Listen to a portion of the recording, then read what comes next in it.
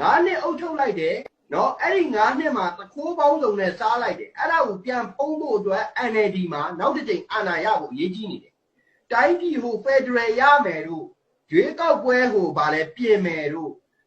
အလကားပြောနေတာအဲ့ဒါတွေအားလုံးအလကားအဲ့ဒါတွေအမှန်တရားတွေမဟုတ်ဘူးဒါကျွန်တော်သိသလောက်ပြောတာ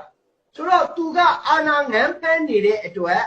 သူပထမခိုးထားတဲ့ဥစ္စာတွေကို9 နှစ်နဲ့ပုံပြီးရမှာနော်အဲ့ဒါကမလုံလောက်ဘူးမလုံလောက်တော့နောက်9 နှစ်မှာသူတခိုးဖြုံးမင်းသိန်းတို့နော်အဲ့ဒီမှာတောင်တမန်အင်းတခိုးတို့ရှမ်းလေးကျွန်းတခိုးတို့အဲ့တခိုးပေါင်းစုံအတွက်သူနဲ့စားထားတာကိုသူဖုံးရမယ်ပြီးရင်ကချင်ပြည်နယ်မှာတီရှူးမပြောဂျန်နေအတွက်ခိုးထားတဲ့တခိုးတို့ကြောက်တခိုးတို့တခိုးပေါင်းစုံကိုဖုံးဖို့အတွက်ဒီတစ်ချိန်အာဏာရမှသူကတရဖုံးလို့ရပထမတော့ခိုးလိုက်တဲ့အချိန်ပဲသူ့မှာရှိလိုက်တယ်ဖုံးလိုက်တဲ့အချိန်မရှိဘူးကျွန်တော်ပြောတာမြင်လားမသိဟုတ်ကဲ့ဖုံးလိုက်တဲ့အချိန်တော့သူကရခိုင်ကိုစစ်ပွဲနဲ့မြေလှန်တယ်ကိုဗစ်နဲ့မြေလှန်တယ်ရခိုင်မှာ900လောက်ပဲလုံတော့ပြီသလားငါလည်းမဲပေးကြမှာမဟုတ်ဘူးပေါ့ဟုတ်တယ်နော်ငါလည်းမဲပေးကြမှာမဟုတ်တဲ့အတွက်ထားလိုက်ပေါ့ကြံတဲ့ပြည်နယ်တွေကိုငါတို့ကကိုဗစ်ကိုပြလိုက်မကူလဲကူခိုင်းပြီးရင်အဲ့ဒီမှာကြောက်ရွံ့နဲ့အမေရဲ့ဖုံးတကိုးတော်ကြောင့်နဲ့ဒီကိုဗစ်ကိုကဲတော်မှုမဲ့သူ့ကိုယ်သူနတ်စိမ့်လို့ဘာလို့နဲ့ဟုတ်တယ်နော်လော်ဘီတွေကလည်းလော်တယ်ဘာလို့စဉ်းစားကြည့်လေဖာတဲ့အဆင့်လောက်ရှိတဲ့လူတွေနဲ့သူ့အလုပ်လုပ်တာနိုဘယ်ငြိမ်းချမ်းရေးဆုရှင်ကမလုပ်ဘူးအဲ့ဒါတွေ तू ကနိုဘယ်အဆင့်မဟုတ်တော့ဘူး तू ဆယ်လီယောဂယူနေတယ်ကျွန်တော်ကိုတရင်ပို့တယ်ဒီနေ့သူ့ကိုတဲ့လိုက်ပေးတာဘယ်လောက်ရောက်သွားပြီလဲတဲ့မေးတယ်ဗျာဒီလိုနန်သွားတယ်ဒီလားအမေတဲ့ကွန်မန့်နေတော့အများကြီးပဲတဲ့ဟာလိုက်နေတယ်တက်နေတယ်ဆိုရင် तू ကပြုံးနေတယ်တဲ့ဟာ what the fuck man what the fuck နိုဘယ်ငြိမ်းချမ်းရေးဆုရှင်အဲ့လားမေးရသလားဒါကျွန်တော်ရိုင်းတာမဟုတ်ဘူးကျွန်တော်တို့တိုင်းပြည်ကိုအဲ့ဒီလိုငပိမကြီးကအုပ်ချုပ်နေလို့ကျွန်တော်တို့ကပြောရတော့မှာနိုဘယ်ငြိမ်းချမ်းရေးဆုရှင်က Facebook ပေါ်မှာငါ့ကိုလိုက်ပေးတာဘယ်နှယောက်ရပြီလဲလို့မေးရတဲ့ပုံကိုမျိုးမဟုတ်ဘူးကျွန်တော်ကမြင်လားမသိဘူးဟုတ်တယ်ကျွန်တော်ဟုတ်မြင်တယ်ပြီးတော့နိုဘယ်ငြိမ်းချမ်းရေးဆုရှင်ကခင်ဗျဖာခံခဲ့တဲ့လူတွေနဲ့အိမ်ပေါ်မှာဆွေးနွေးတိုင်မရတာမဟုတ်ဘူးဟုတ်တယ်နော်ပညာရှင်တွေနဲ့တိုင်းလူပြည်သားတိုင်းရင်းသားခေါင်းဆောင်တွေဒေသခေါင်းဆောင်တွေလူမှုအသင်းအဖွဲ့ခေါင်းဆောင်တွေနဲ့စကားပြောဆွေးနွေးနေရမှာ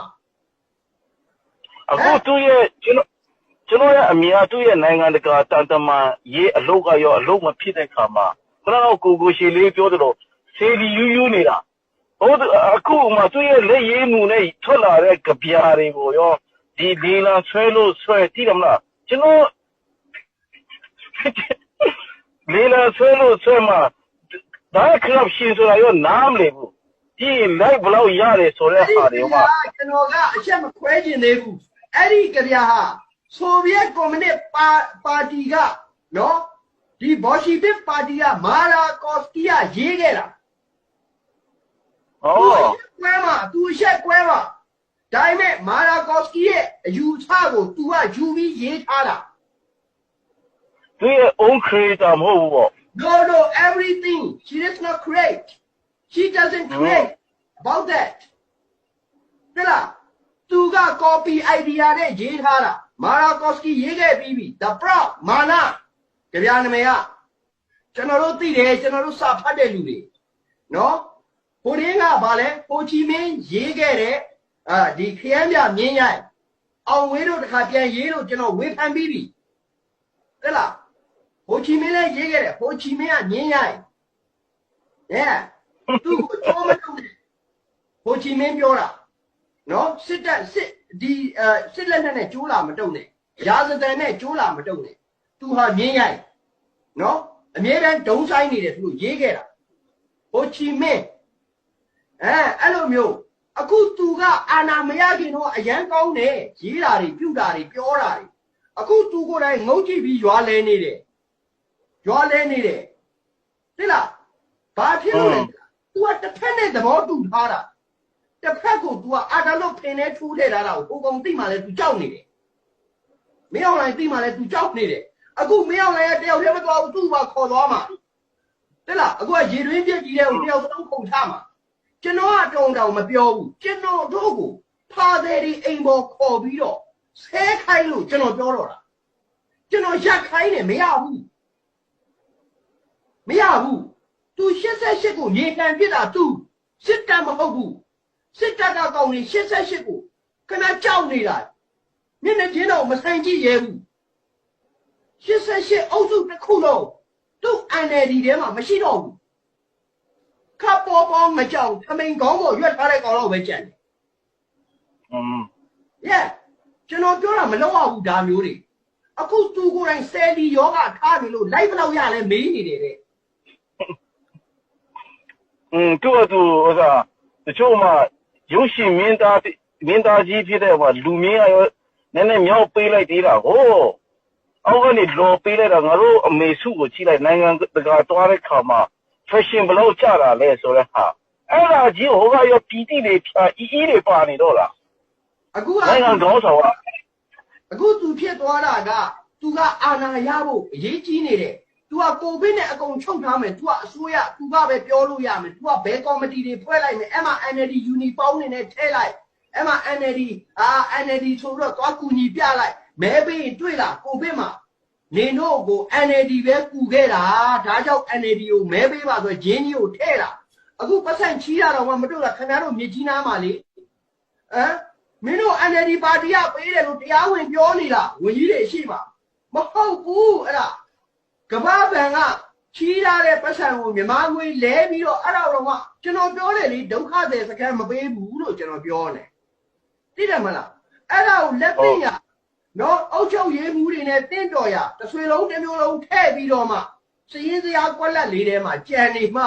ရက်ကွက်ကလူတွေကိုထည့်ပြီးပေးတာကို NLD ကပေးတယ်ပြောနေတာအဲ့ဒီအကျွေးကိုမြန်မာကပြန်ဆက်ရမယ်တိုင်းပြည်လုံးပြန်ဆက်ရမယ်ဒေါ်အောင်ဆန်းစုကြည်ဆက်ခဲ့မှာမဟုတ်ဘူး NLD ပါတီဆက်ခဲ့မှာမဟုတ်ဘူးသိလားအခုကျွန်တော်ပြောပြအောင်မယ်ထပ်ပြီးတော့ तू အခုဘာလုပ်လဲဟာကိုဗစ်ကြောက်စရာကြီးမယုံရင်ကြည့်နေဒီရွေးကောက်ပွဲဒီလိုကိုဗစ် तू អော်ပြီးတော့ तू ကျင်းပရင်ဟာခင်ဗျအဲ့ဒါ तू ဂျင်းထဲတာပဲကိုဗစ်អော်ပြီးမှရွေးကောက်ပွဲကျင်းပရင်အဲ့ဂျင်းရွေးကောက်ပွဲအခုကျွန်တော်နောက်ဆုံးစကားတစ်လုံးနဲ့အဆုံးသတ်ချင်တယ်အချိန်လဲရှည်နေပြီထင်တယ်အခုဒေါ်ဆန်းစုကြည်တိုက်ပြည်ကိုမပြောတဲ့စကားလုံးတစ်လုံးပြောမယ်ကျွန်တော်တန်တမန်စီရလာနော်ကဘာတစ်ခုကြီးတစ်ခုလုံးကတဲ့ကိုဗစ်ယောဂါကိုတဲ့နော်ကာကွယ်ခြင်းတဲ့နော်ကန့်တက်ခြင်းတဲ့ကုသခြင်းကာကွယ်ခြင်းကန့်တက်ခြင်းကုသခြင်းဆက်လက်မပြန့်ပွားရေးအတွက်ဆောင်ရွက်ခြင်းဆိုတဲ့အချက်၄ချက်လောက်ကင်ဆောင်ရွက်နေပါတယ်တဲ့တို့ကြောင့်မြန်မာနိုင်ငံတွင်